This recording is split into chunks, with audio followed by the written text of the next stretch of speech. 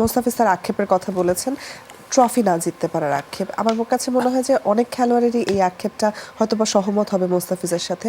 আপনার কাছে কি মনে হয় যে আসলে বাংলাদেশ ইন্ডিভিজুয়ালি সামটাইমস আমরা দেখেছি খুব ভালো পারফরমেন্স করলেও এই টুর্নামেন্টে ট্রফি না জিততে পারার কারণটা কি?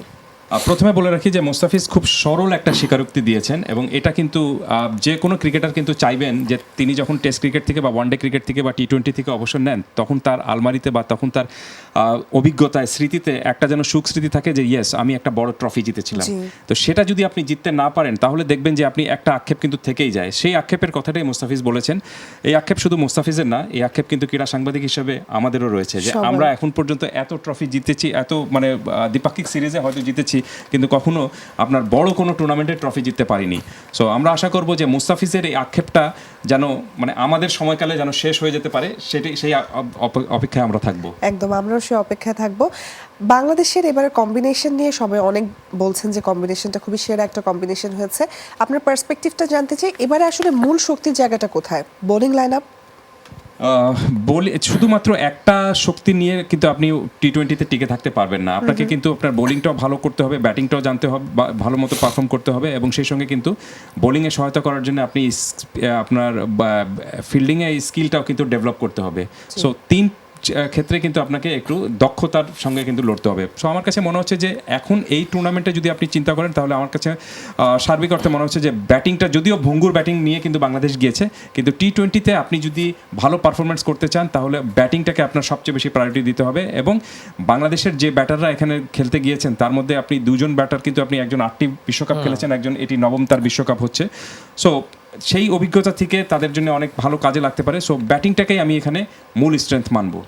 পেস বোলিং কম্বিনেশনে আপনাকে যদি জিজ্ঞেস করা হয় মোস্তাফিজ না শরীফুল, নাওয়াডেজ শরীফুল অনেক ইমপ্রুভ করেছেন, বিশেষ করে গত এক বছরে। মোস্তাফিজ আউট অফ ফর্ম ছিলেন ন্যাশনাল টিমে, বাট চেন্নাই সুপার কিংসে যাওয়ার পর তার ফর্মটাও আমরা দেখতে পেয়েছি বেশ ইনক্রিজ হয়েছে। এই দুজনের মধ্যে একটা টাফ কম্পিটিশন দেখতে পাচ্ছেন কিনা, হেলদি কম্পিটিশন?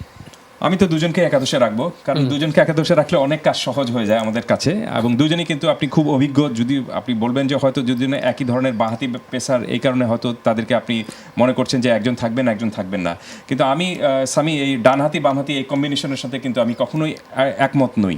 আমি একমত হব যে আপনি ম্যাচ উইনিং আপনার পারফরমেন্স কোনো প্লেয়ার যদি দেখাতে পারেন, সেই প্লেয়ার যদি দলের মধ্যে 11 জনের মধ্যে যদি 7 জনই আপনার বাঁহাতি হন, আমি সেটাই চুজ করব। আমি জানি না আমার সাথে মতের সাথে অনেকে হয়তো মিলবেন না, কিন্তু আমি এখানে কখনোই কিন্তু আপনি ডানহাতি বামহাতি এই কম্বিনেশনের সাথে যেতে রাজি নই। আমি যেতে রাজি যে আপনি দলের ভারসাম্যর জন্য এবং ম্যাচ উইনিং টেন্ডেন্সিটা তার মধ্যে রয়েছে কিনা বা পারফরমেন্স সেরকম তিনি করতে পারবেন কিনা সেটা দেখার জন্যে। আর যদি আপনি এই মুহূর্তে দুজনের মধ্যে একজনকে চুজ করতে বলেন, I must put my money on Mustafiz.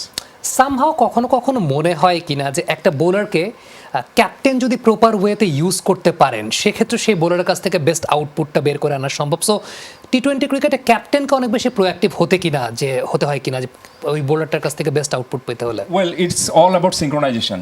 আপনি শুধুমাত্র একা প্ল্যান করলেন কিন্তু আপনি দেখবেন যে ফিল্ডিংটা যদি আপনার ঠিক মতো সাজানো না হলো তাহলে আপনি পারবেন না। সো আপনাকে কী টাইপের বল করবেন, আপনি স্লোয়ার দিবেন নাকি আপনি শর্ট পিচ বাউন্সার দিবেন নাকি আপনি ইয়র্কার লেন্থে বল করবেন না ওয়াইডিশ বল করবেন, সেই অনুযায়ী কিন্তু আপনার ক্যাপ্টেনের সঙ্গে একটু আলাপ করে নিতে হবে এবং ক্যাপ্টেনও আপনাকে সেই প্ল্যানটুকু দিবেন।